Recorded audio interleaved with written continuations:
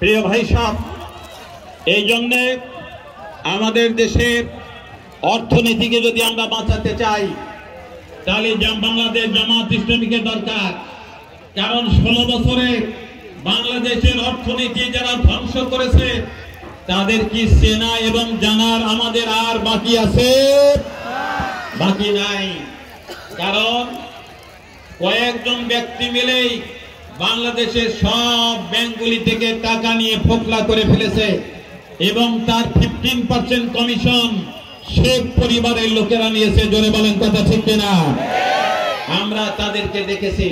প্রিয় ভাই সব, আমরা এই বাংলাদেশকে একটি সুন্দর মডেল রাষ্ট্র দেখতে চাই, যাতে বাংলাদেশের সাধারণ মানুষ, খেটে খাওয়া মানুষ যাতে দ্রুমটো ভাত আপনার মুখে তুলতে পারে, সেই পরিবেশ আমরা বাংলাদেশের জনগণকে দিতে চাই। এবং আগামী দিনে আপনারা যাতে সবাই মিলে সেই রাষ্ট্র প্রতিষ্ঠা করার জন্য এগিয়ে আসবেন, এই আহ্বান রেখে সকলের সুখ শান্তি সমৃদ্ধি আমাদের রোজা আল্লাহ কবুল করেন, এই কোরআনের মাসকে আল্লাহ কবুল করেন। আমিন। ওয়া আখিরু দাওয়ানা আনিল হামদুলিল্লাহি রাব্বিল আলামিন। আসসালামু আলাইকুম ওয়া রাহমাতুল্লাহি ওয়া বারাকাতুহু।